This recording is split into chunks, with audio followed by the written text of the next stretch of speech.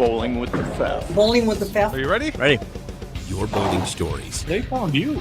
They did. Fef's all over it. Every week. Bowling has picked back up again. Live. UW Whitewater. There it is. Why the fedora? Do I look good in it? I think you look great in it. I want to challenge Skylar Pence. Mike Hatton. I'm going to challenge Alec Keplinger. Let's do this. Roll up. This is Bowling with the Fef. Well, good Monday evening, everyone. Welcome to another episode of Bowling with the Fef, a platform for you to share your unique bowling story live on our YouTube channel. You may notice that I'm in a little different setting this evening, and we had a little water enter Bowling with the Fef studios. So while that's getting dried out and in better shape, I figured I'd move things upstairs, so here we are, but on as scheduled and ready for a great story from a historian of the sport and someone that I'm very excited to talk to. Glad he reached out to me. We'll get to him in just a moment. I did want to start things out by wishing Carl Ong well. Carl, as you remember, has been on the show before, on the live show. I also got to talk with him at the USBC Masters last season. Carl's going through some health issues right now, and I know that his family and friend group are really praying for him and supporting him, and we'd like to do the same around here. So here's to Carl. Hope he has a quick and complete recovery and gets through those health issues as fast as possible. I am certainly pulling for him, and I hope you are too.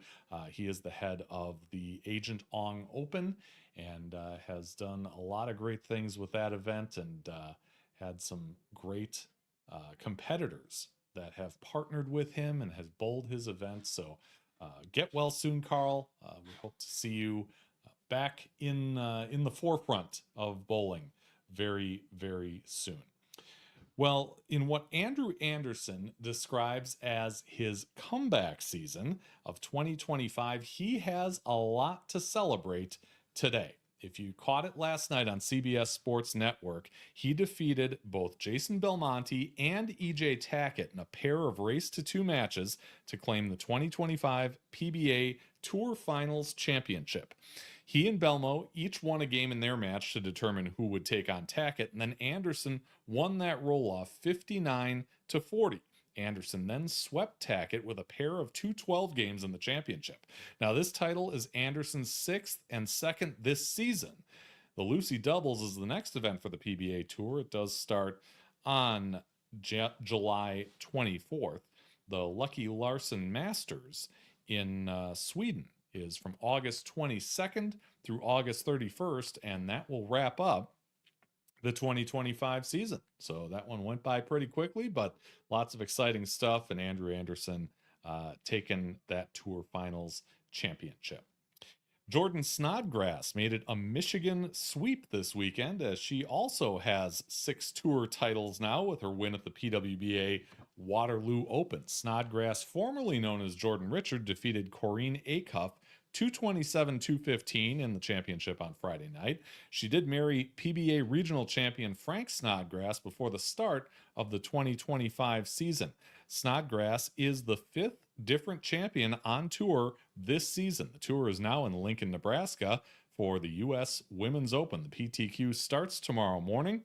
You can see the finals on Tuesday the 17th at 6 p.m. Wisconsin time on the CBS Sports Network. Don't forget, we do have a merch store, etsy.com/shop/bowlingwiththefefco to get your t-shirts and hoodies.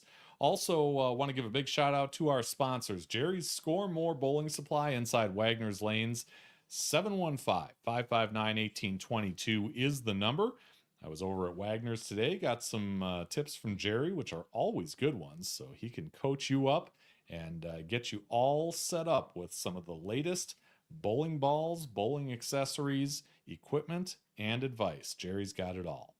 Visionary Video Hub, video with impact, your full service video production company, plus live streaming, voiceover, and podcasting. Find out more at visionaryvideohub.com. And Chip Magnet Salsa, Chip Magnet. Raise your snack standards and use this promo code if you're shopping online at chipmagnetsalsa.com. BWTF2025 at checkout. You get 25% off a 6-pack order with no limit. Great deal from our friends at Chip Magnet Salsa. Well, tonight we have a special guest, and this is a gentleman who reached out to me, and you know I have a soft spot in my heart for everybody who's reached out to me, and it wouldn't be a stretch to say he is one of the foremost authorities on the late great bowling champion and trick shot extraordinaire Andy Varipapa. If you've heard of Mr. Varipapa, you know about some of the crazy trick shots that he was able to do. He was also a great champion, winning the BPAA All-Star a couple times, high-profile doubles event from the BPAA with Campi. And Glenn Gerstner of Long Island, New York, wrote this book that you see right here, Andy Varipapa, Bowling's First Superstar. He released it last year. If you're interested, you can find it at mcfarlandbooks.com. You can order it there online, and they will get you a copy. But I had a chance to get a little preview of this and read some of it.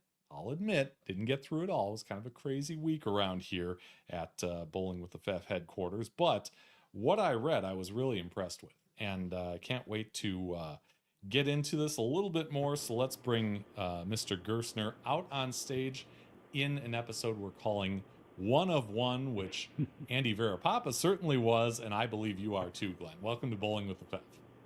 Hi, Andrew. Nice to be here. Yeah, great to have you.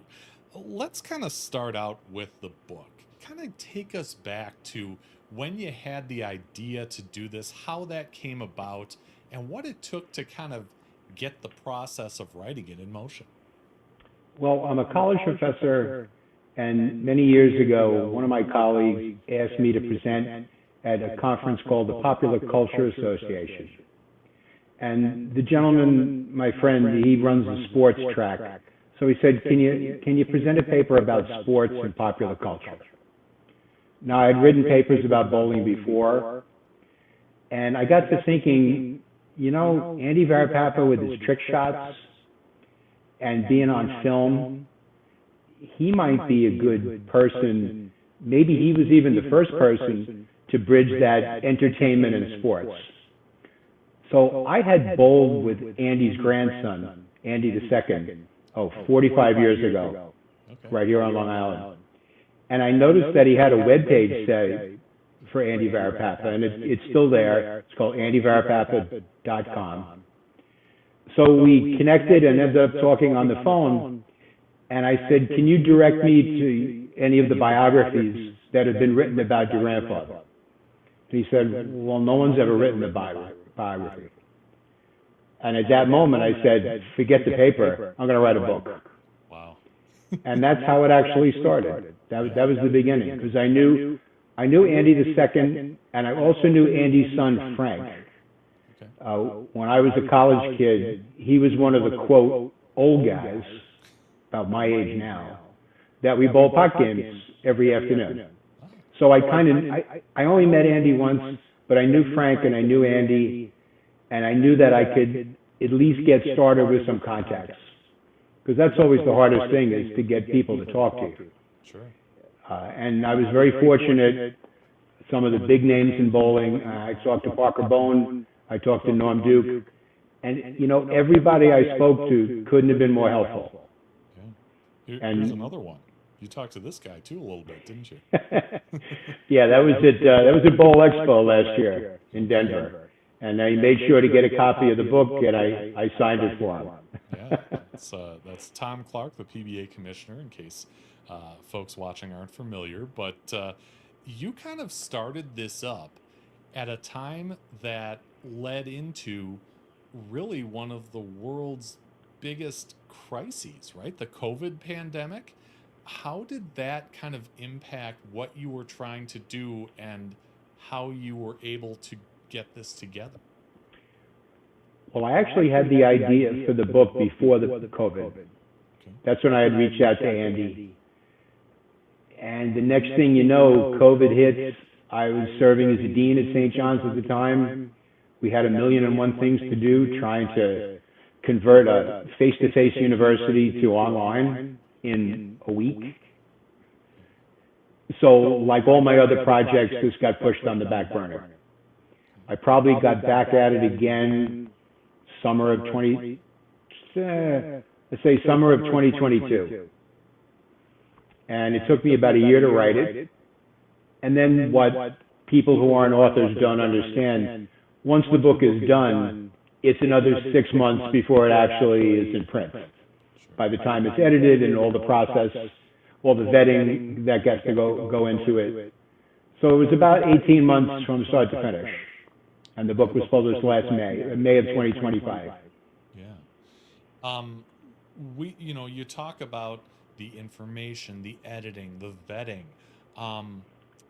We had a really great, quote, a little anecdote about this book from Jeff Riggles last week, and I wanted to play it back in case people didn't see it. Here's what he had to say when I brought up the fact that you were coming on this week. Fantastic book. Yeah. Fantastic book. If you love bowling history. Yes. I learned more about the history of bowling and what it was like at the top level, pre-PBA, pre-team era, from that book than I have from anything else. There's so much stuff in there that you just don't, even someone like me didn't even know. And when you're teaching Jeff Riggles a thing or two about bowling, I mean, that is high praise. And you said you worked with him a little bit as far as putting it together, right? Yeah, first, I think I need to hire Jeff as my press agent. He seemed pretty enthusiastic. Yeah. Yeah, Jeff was one of the first people I contacted. And I just, sent him a message. I'd subscribed to 11th Frame, said, can I pick your brain about writing this book? Couldn't have been more helpful. Put me in touch with a lot of people.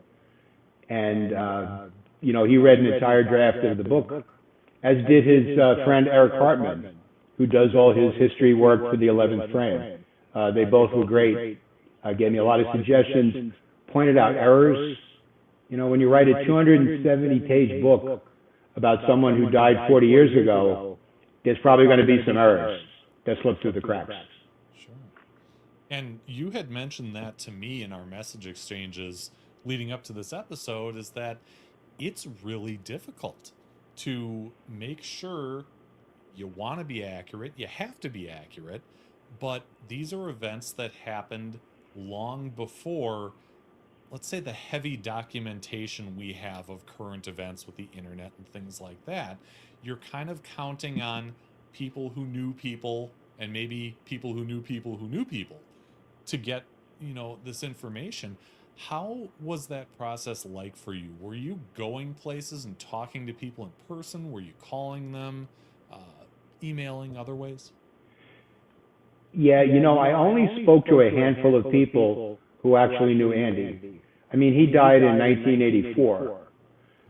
Carmen Salvino, who was a good friend of Andy's, I spoke to him. I spoke to John Laspina, the proprietor, who people I'm sure know because of his work with the BVL. And Johnny Petraglia knew Andy very well. Andy was his coach for a number of years when he was a teenager. But besides those conversations, almost everything I got came from newspapers. Oh, okay. There's a site called newspapers.com, which indexes virtually every newspaper from, the 1700s to the present. And back then, the thing people don't, especially young people, don't understand, every major newspaper had a bowling writer. And his name came up the last time I checked.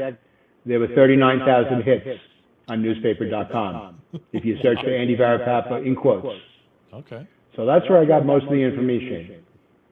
And the other place I got it from, his daughter Lorraine had attempted to write a book about him 50 years ago. Oh. Fortunately, Lorraine's niece, Susan Varipapa, kept all her notes. So one day, Andy put me in touch with Susan's Andy's sister, Andy II. We talked. She said, I have a box full of stuff. I'll send it to you.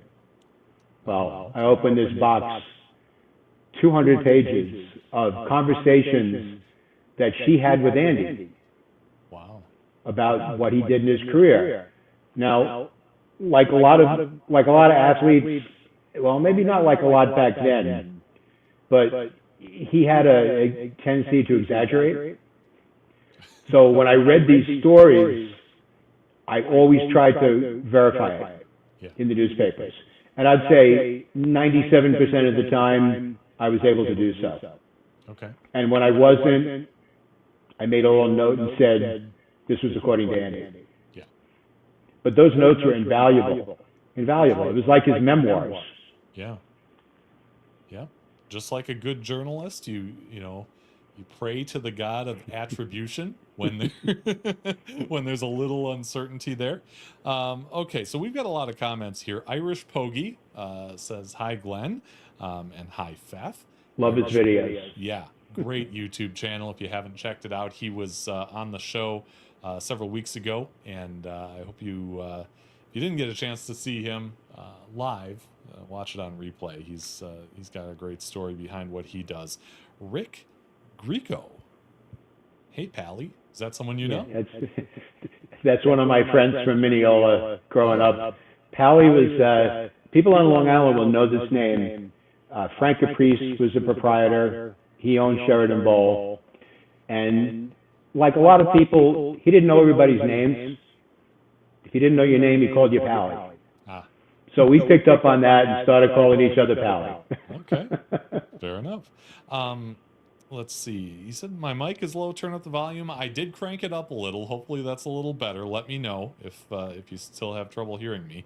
But he goes on to say that his local paper, the Staten Island Advance, has a bowling writer who had been on its payroll for decades. Do you know if that paper still has a bowling writer? I'm not sure. Yeah. I just know that, the days of Chuck Pisano and Matt Fiorito, Pearl Keller, those days are over. Yeah. And here on Long Island, we were fortunate to have 4 bowling writers over the years.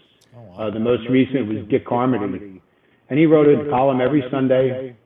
That's how I know who got into the Long Island Hall of Fame, because he would write a little write-up every time that happened, tournament results.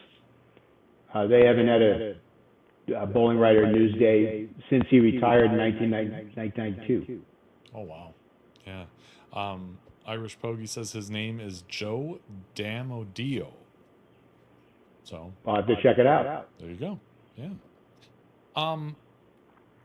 Take me through kind of the Cliff's Notes version. What are we going to experience? And I like to use the word experience and not just read or think about or all that when we get through this book. Obviously, it's, you've called it the biography of Andy Varipapa. It's, the only known biography of Andy Varipapa, but it's a lot more than just here's how his story begins and all the way through here's where it ends, because there are a lot of twists and turns in this that kind of get you acquainted with the characters from the days when Varipapa was kind of rising up in the sport and when he was the biggest thing in the sport and after. Well, I think what people will learn, and this is kind of what Jeff was talking about the other day when he was on your show and he made that comment. You can kind of divide the history of bowling up into 3 parts. Bowling as we know it today, founding of the ABC, 1895. Before that, lanes were different lengths, balls were different sizes. Nobody kept score the same way. There was no standardization. And then in 1901, they started the ABC tournament. Nothing much changed until 1941, which was the first year of the US All-Star, BPAA All-Star. Prior to that, the world champion was determined kind of like boxers are determined. In 1905, a guy named Jimmy Smith from Brooklyn, by acclamation, he's the world champion. That was until he was unseated in 1922 in the World Open. And then it became Jimmy Bluin. And after that, people would just challenge each other. $500, $1,000, sometimes $5,000. And I have to remember, this is in 1920 money. Yeah. Got to multiply that by about 15. Sure. And the matches were normally home and home. And it had to be that way because you had unscrupulous lane men, unscrupulous pin boys. You know, one of the stories I talk about in the book, when Smith was defeated by Bluin, there was talk that the pin boys had put a sticky substance in his thumb hole. After that, every big match, the pin boys wore white gloves. So there was shenanigans back then. Sure. But that's kind of how the championship was determined, back and forth. Finally, in 1941, the BPA puts on the All-Star. 100 games over 8 days, marathon. And you had, before that, you had the ABC tournament, but that's only 9 games. You had the Peterson, but that's only 8 games. You really never had a long-form tournament. So the All-Star was the first. And then you go from there, and again, nothing really changes till 1959 with the founding of the PBA. So those are kind of the 3 eras. You got the championship era, challenge match era, you've got the All-Star era, and now you have the PBA era. And Andy spanned all 3. Yep, he did. And that, I think, is what I'm trying to get across in the book, is that if he was born 10 years earlier, or even 10 years later, he never would have been as famous as he was. Yeah. He came just at the right time. Because bowling grew. He was born in 1891.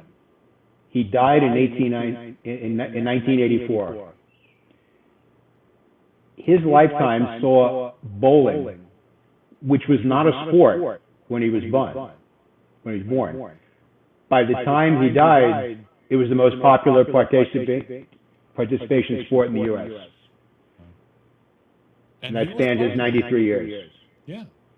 And he was part of, carrying the torch. I know that in the book you talked about him wanting to be that ambassador to spread his joy and his passion for bowling across the country and possibly beyond. Have we ever had that kind of an ambassador, of someone who is so passionate about the sport and so willing to try different things, the trick shots, and then to become a champion and all that, as the growth of the sport is kind of in its infancy? I mean, what an amazing life story.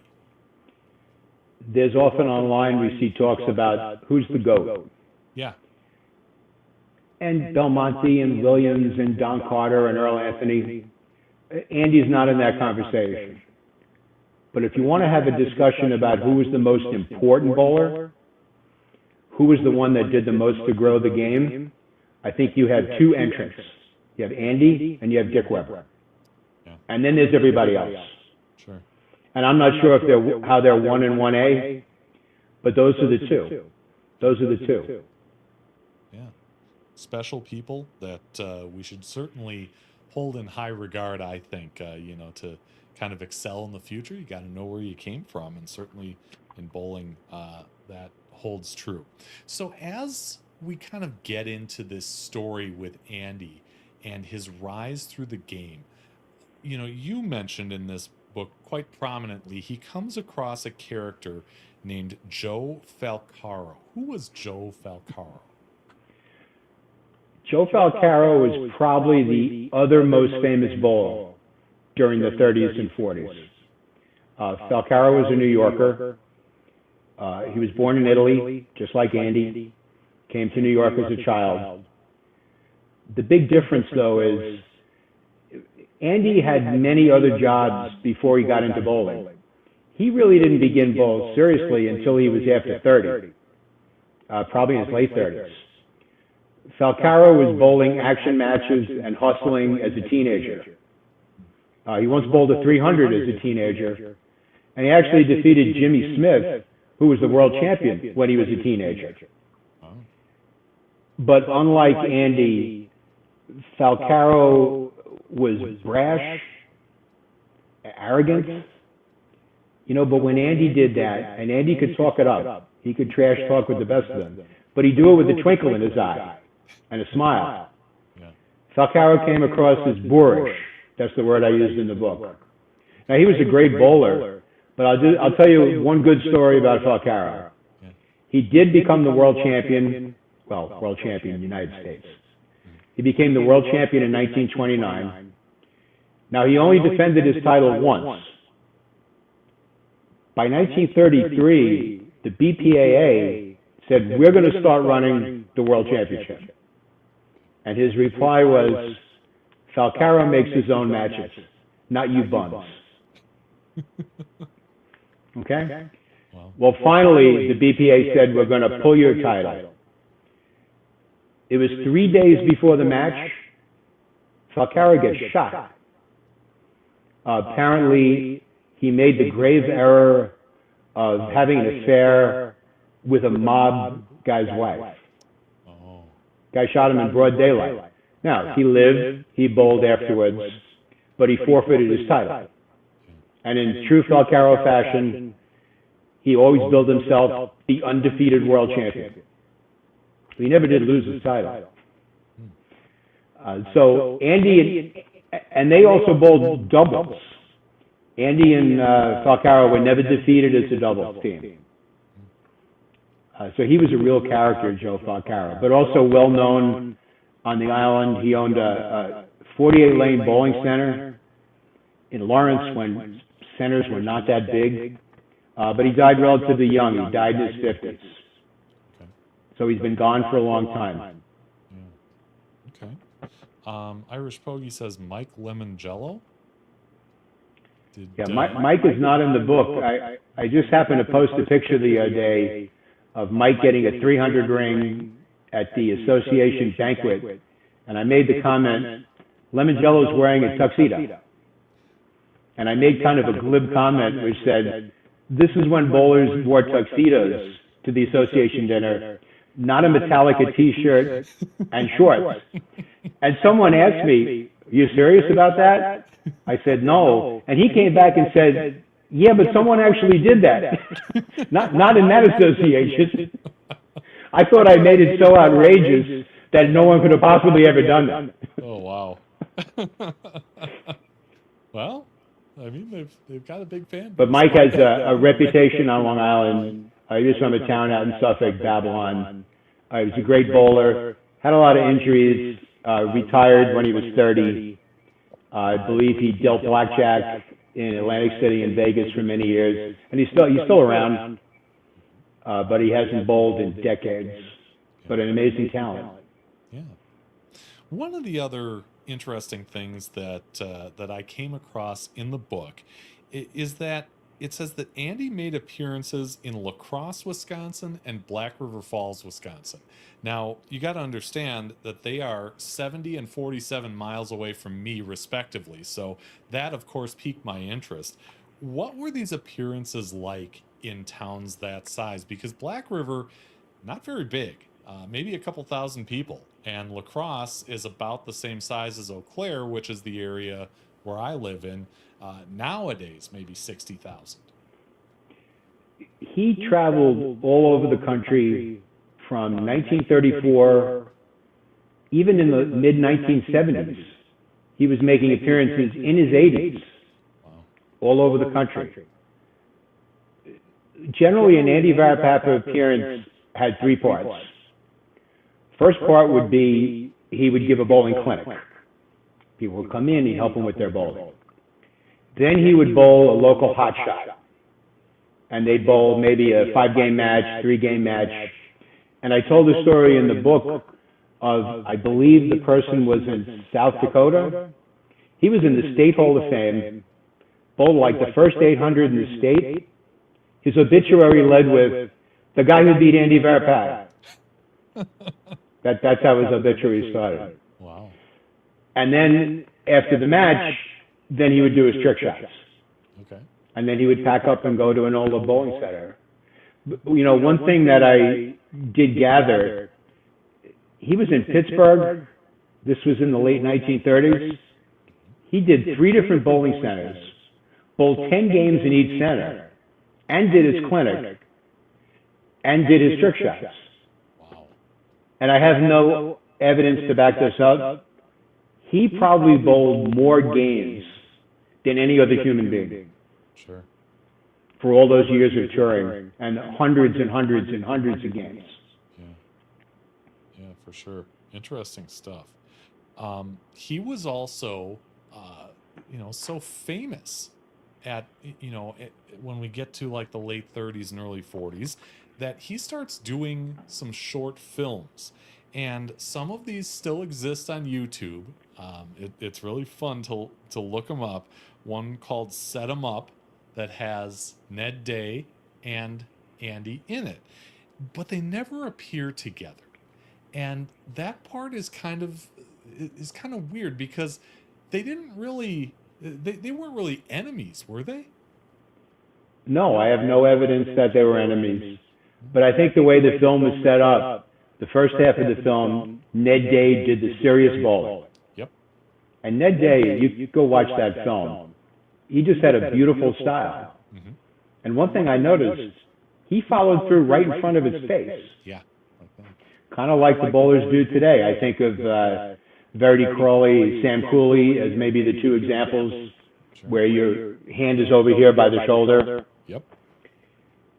Yeah. And then Andy came on and did the fun stuff. Yeah. He did the tricks. But I do have a picture in the book of Ned and Andy arm in arm. Andy throwing a ball lefty and Ned throwing it righty. So I don't think they hung out and went to dinner, Okay. but I don't think they disliked each other. I think they respected each other. Yeah, definitely 2 of the best of that day. Irish Pogie says, I remember the late Tita Semez needed to mark in the 10th frame to win the 1971 U.S. Open, but left the 8-10 and Lemongello won. So He wouldn't have left that with a resin ball. No, he was probably using an Ebonite hard rubber ball. I believe he was sponsored by Ebonite, Tita. Okay. So I think that was the problem. We all left a lot of 8-10s back in the day. Sure. Yeah. Another one of those short films that, again, still exists on YouTube to this day is called Better Bowling. And it shows Andy rolling a ball between pins that are kind of lined up all the way down the lane. And at the end, it leads to a single pin with Hitler's face on it. And he knocks it over and he's got the smile ear to ear. I found that kind of interesting because you wonder if that kind of thing would be a part of a film these days.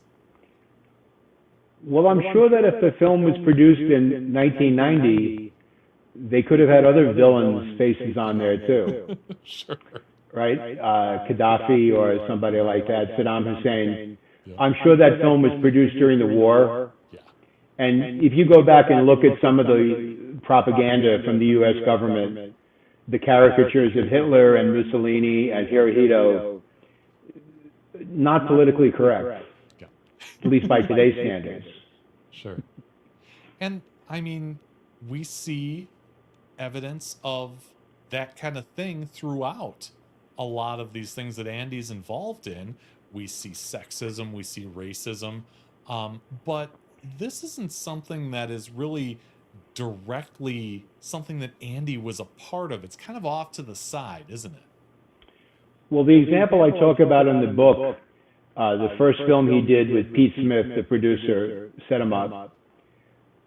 They have an actor who's a pin boy, and he's black. Yeah. And this was an actor that made hundreds of films, but guess what? The morals of the day and the culture of the day, he was a janitor. He was a shoe shine person. In this, he was a pin boy. And when Andy makes a shot, he smiles and he claps his hands. And today you would look at that and say, that's not acceptable as a way to portray a black person. But back then, I don't think anyone thought anything of it. And for the good, that doesn't happen anymore. And if it did happen, we'd have a lot to say about it. Yeah. In the book, you say that Andy would say oftentimes in interviews and things like that he was younger than he actually was, usually by about 3 years. How come? You know, I'm not really sure, but the newspaper articles when he won the All-Star the first time had him at 53. He was actually 56. Ah, okay. I haven't the slightest idea why he, quote, lied about his age. Maybe someone made that mistake and he chose not to correct them. But what's funny is as he got older, he made sure everybody knew exactly how old he was. In one of the interviews, the person said, well, now that you're 90, and he stopped him and he said, 90 and a half. At my age, every half a year counts. Yeah. Yeah.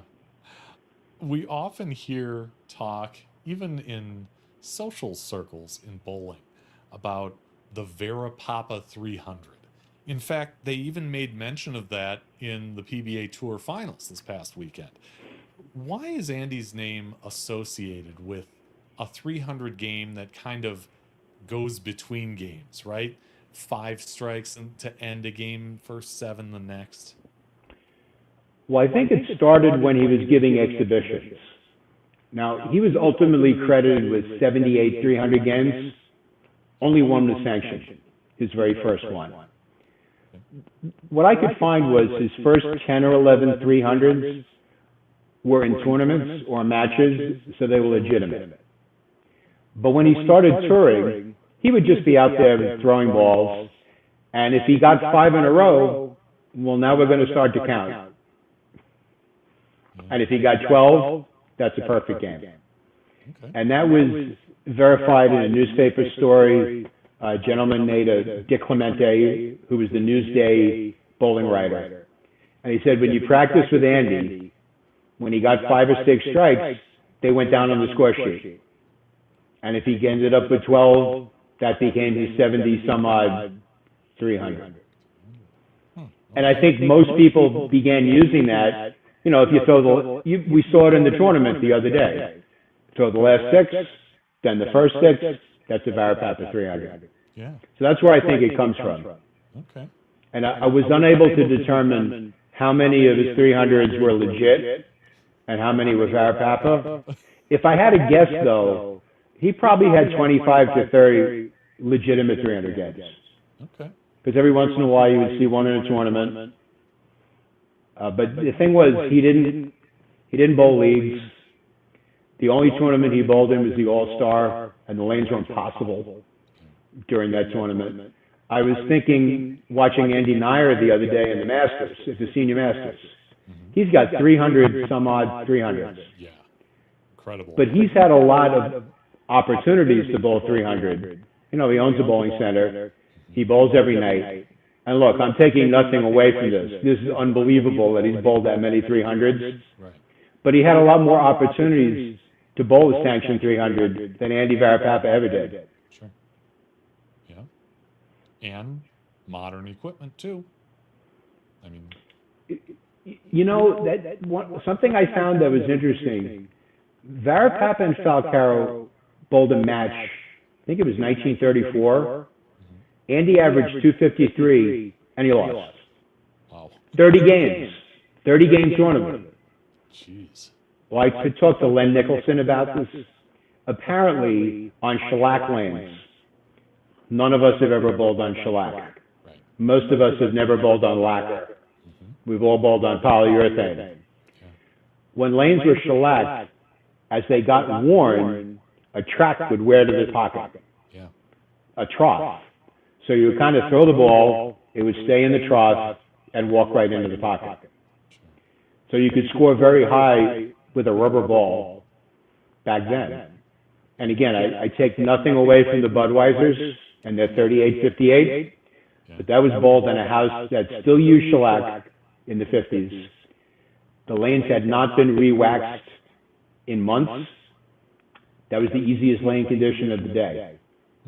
Again, not taking anything away from it. It's an unbelievable accomplishment. The record stood, I think, for 30 years. Yeah. But not every tournament was U.S. Open gutter to gutter, Sure. oil patterns, even back in the day. Yeah. I want to, kind of read some of what I got when I reached out to Andy Varipapa II. There are some, some quotes from him on the website and things surrounding the book. So I don't know if this is anything original, but, when I asked him, how, what'd you think? And he told me that he really enjoyed reading your biography of his grandfather. He said that you were that he was very pleased with the final product, as you always tried to verify all the details, as you said earlier in this interview. He said your research was very thorough, and you managed to uncover details from the past that he never knew.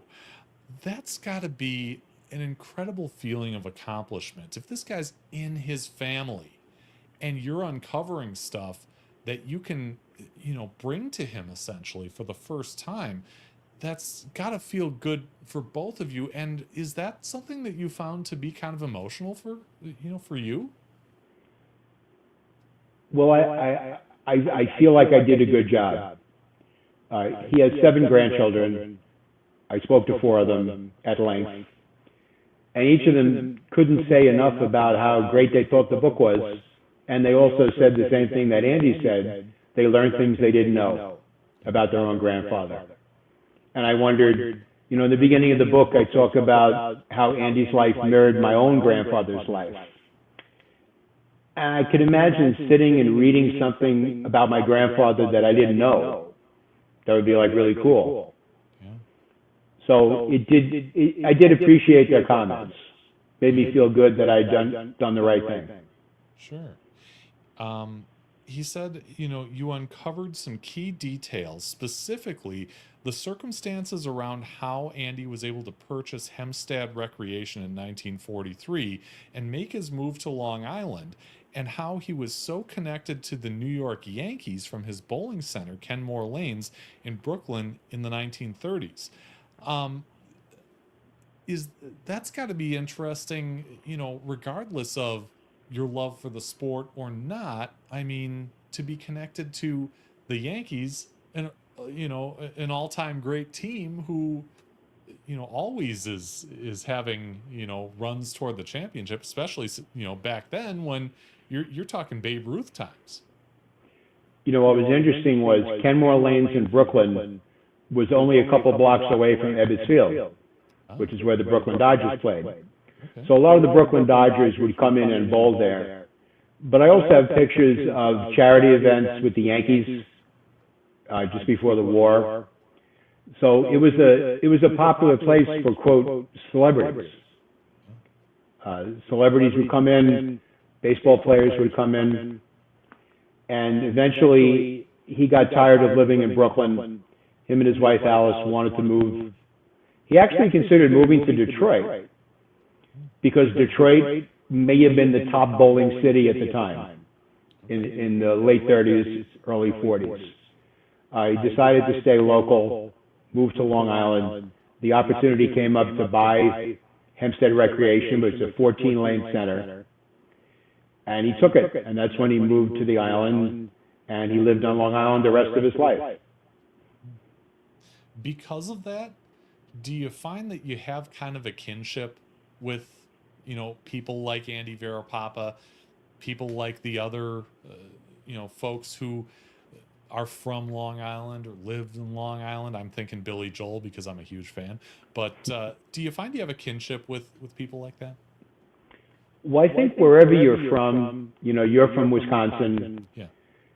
The local bowlers that make good, you're happy for them. Sure. Now in my generation, the local bowlers that made good, and I'm going back a little bit, Don Ginello, Tommy DeLutz, later on Mike Fagan. Some of your viewers know Brian Zeisig, who famously won the plastic ball championship as an amateur. Good friend of mine. I bowled league with him. And you see people do this, and there's pride, and you root. And the latest example is Gary Haynes winning the Masters. And it's funny, one of my teammates in league he had a little cottage industry going online. Every time someone would criticize Gary for being lucky, Jeff would just go after him. And say, Lucky, how do you lead the Masters, win all your matches, and be lucky? Yeah. Now, I think Gary would be the first to tell you he got a couple of good breaks on TV. Maybe the biggest break is that Simon did not bowl very well, but he won the tournament. Yeah. And we didn't, and good for him. And he to just won a regional. He just won a regional the other day. Yeah. So it was no fluke. Guy's a great bowler. Yeah, Gary's a great bowler to win the USBC Masters, and yeah, he did. That's something that the pros often say is you don't really see the other tournament, right? The one that got you to the TV show that you won with skill or luck or a combination of both. Irish Pogie says Kenmore Lanes was on Church Avenue, just a few blocks from Coney Island Avenue. You had to walk down a flight of stairs to get to the bowling center. He said it was an AMF center in Fort Meade, Maryland. That's where Gary won the tournament. The regional this past weekend was in Fort Meade. Was in Fort Meade, but Kenmore was in Long Island. It was in Brooklyn. In Brooklyn, right? Okay, gotcha. All right. So anyway, going on to some of the things that Andy II said, he talked about how you interviewed a couple of his cousins who grew up with Andy. They also provided photos as well as the original schematics of Andy's trick shots. He said he had no idea those drawings even existed. When you saw those for the first time, what was your reaction? Yeah, Andy put me in touch with his cousin Joe. And I had known Joe from years back. I had not talked to Joe in 40 years. But when we talked, he said, I got something in my safe that you might be interested in. So he takes a picture of this drawing, Andy's drawing in his pencil of a schematic of his trick shot. And he sends it to me, and I said, do you have any more? He had about 8 or 9. Eventually, he took high-quality scans, and some of them are in the book. And that's just one of those things that, first of all, Joe had the presence of mind to keep them. And he thought so much of them, he kept them in his safe. And when I asked, do you mind if I put these in the book? He's like, absolutely, no problem. Put them in there. I want everybody to see them. Yeah. It's cool to see him in the book. I hope everybody gets a look out there because it's awesome. I did ask Andy II, what do you think your grandfather would have thought of this? And he said, I think Andy would have loved the book as he would have had a chance to relive all the key moments of his life. Of course, that wouldn't be the end of it, as he would have added more stories at the end of each chapter. He said that's the one thing Andy always had an endless supply of was stories about all the places he went and the people he met.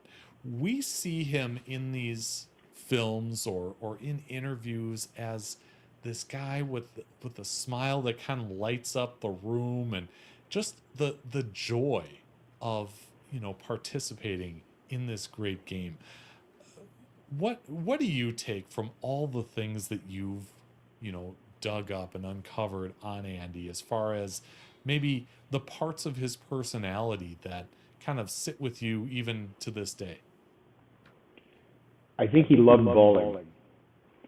Right near the end of the book, I used some great quotes from Larry Lickstein, speaking of great storytellers. Oh, yeah. Right? And Larry knew Andy pretty well.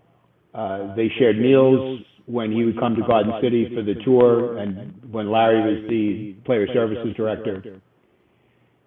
And he said he had this enthusiasm for bowling. And he felt like he had been given a gift, this ability to throw a bowling ball. And he spent his entire life trying to repay that gift by trying to get more people involved in bowling, trying to help people who couldn't bowl well, trying to promote bowling, promoting young pros. When he was near the end of his life, he hung out at a place on Long Island called Centuries Lanes in Huntington. and there was a young pro there by the name of Sam Zurch. Now, Sam won a title on tour. He won a couple of senior titles. He also won something like 35 regionals. I believe he had the most regionals till Chris Warren beat it. And I think since then, Pete Weber and maybe Dale Traber has also broken it. But he would help Sam. Sam went to his first regional. Andy was right there watching him. And, you know, Sam was getting emotional when he spoke to me. He said he would just had this joy of bowling. And it was, everybody around him would feel it. He just had this glow. You know, he'd walk in the bowling center. It was a ray of sunshine. You know, charisma is one of those things, you can't describe it, but you know it when you see it. And Andy had it in spades. Man, he had charisma. He had charisma. And that was the part of his personality that made him so loved. Yeah, for sure. I don't want to, you know, wrap this up without getting into your bowling story a little bit, because obviously you have the love for the sport. Otherwise, you don't start writing things like this, right? Tell us, you know, tell us how you got started in the sport, and kind of take us through a little bit of your history in the game as I put up the image that we have on the, you know, on the title screen for this. My friend Phil Cardinale, you'll be glad to see that, with my Radical shirt and the Intel, my favorite ball of all time, with one of my 300s. Sure. I think like a lot of kids growing up on Long Island, I started bowling around 11, joined the junior league with some of my buddies, and I bowled. And I didn't take it really seriously. I did need a sport to play in the winter. You know, I played football and baseball. So I joined the bowling team in high school, and I was able to start. I was averaging 165, but that's all you needed. When I went to St. John's, I tried out for the team as a freshman, and I got cut. I wasn't good enough. That's when I started saying, I want to bowl better. That's when I started bowling pod games with Frank. And, you know, bowling $2 a game when you're making $60 a week sharpens you up. Oh, yeah. Or else you go broke doing that 3 or 4 days a week. So I somehow went from 165 to 185.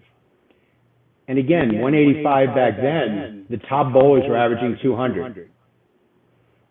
Anyone over 190 was great. Anyone over 200 was amazing.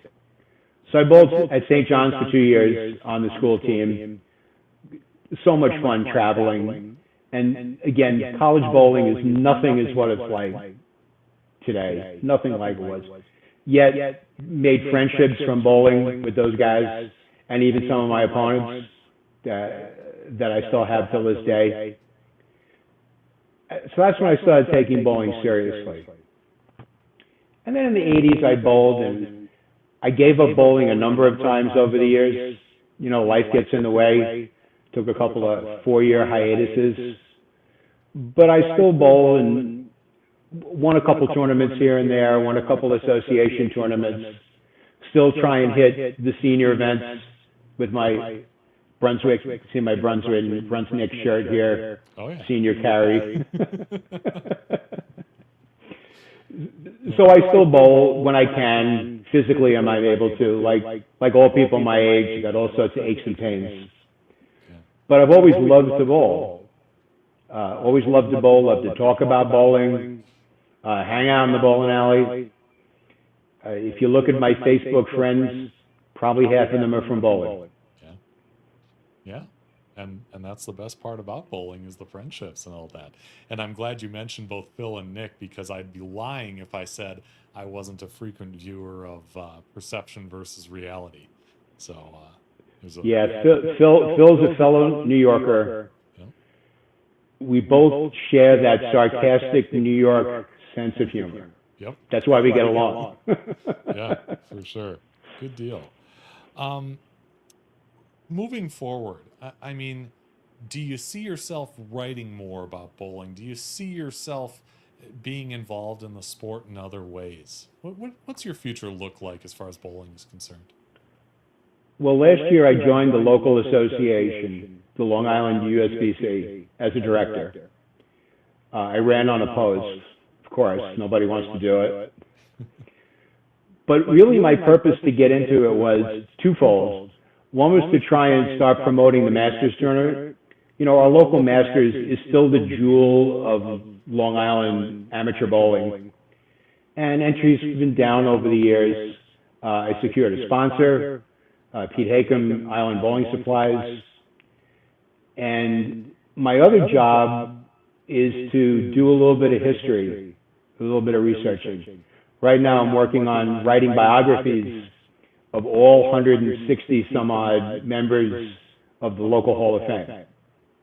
And I'm starting with the earliest entries in 1962 and gathering most of that information from newspapers. Now, in terms of another book, I had a really good idea for a book, but I figured that I wasn't able to do it. The person I wanted to write about had very little interest. I will leave it at that. Okay. But I have a couple other ideas in the works. I would like to write another book. I enjoyed the process, but like everything else in this world, the hardest thing to do is get started. Yeah.